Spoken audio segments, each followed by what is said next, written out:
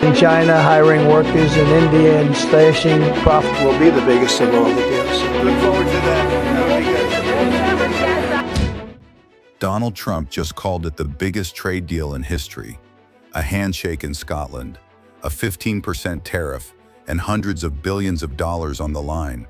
But what's really behind this historic moment, and why are so many people talking about it? It all started at Trump's own golf resort in Scotland, where he sat down with European Commission President Ursula von der Leyen. Both sides had been on edge for weeks. Why?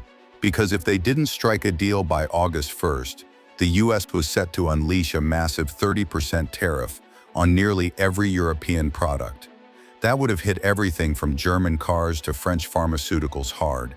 And in just about an hour, they walked out claiming victory. But victory for who exactly? A baseline 15% tariff on all European exports to the US. That's lower than the threatened 30%, but still higher than what most European companies were paying before. Alongside the EU also agreed to buy $750 billion worth of US energy, liquefied natural gas, oil, even nuclear fuel. Alongside a day, on top of that, a $600 billion investment package tied to future trade partnerships and infrastructure projects.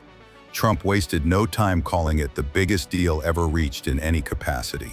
From Trump's perspective, this isn't just about tariffs, it's about leverage.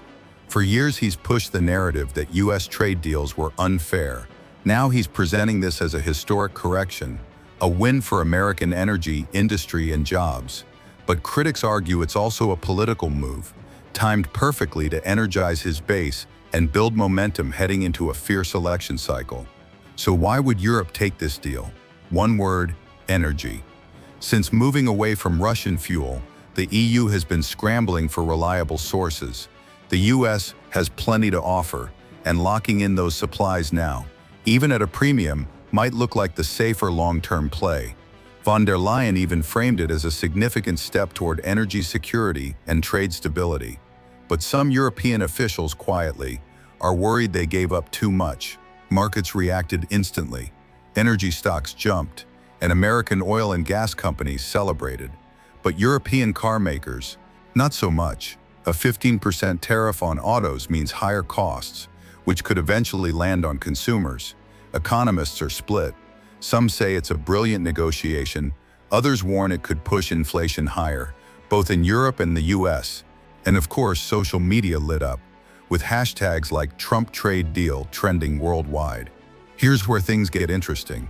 Some online chatter suggests there may have been undisclosed concessions tucked into this agreement, like future defense spending commitments or additional agriculture imports. Nothing confirmed, but reports claim certain EU negotiators left that meeting less than thrilled. And some political analysts are asking, was this deal really about trade or about Trump's re-election strategy? After all, nothing plays better in American politics than a historic win. For now, expect European industries, especially autos, pharmaceuticals, and semiconductors, to start adjusting to these tariffs. On the US side, energy producers are gearing up to meet Europe's massive orders. But there's one big unknown.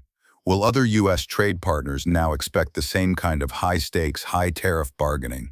If they do, we could be looking at a wave of similar historic deals, or a series of new trade wars. So is this truly the biggest ever trade deal? A once-in-a-generation breakthrough?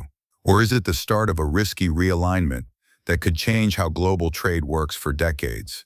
What do you think? Historic milestone or political gamble? Drop your thoughts below, because this story is just getting started.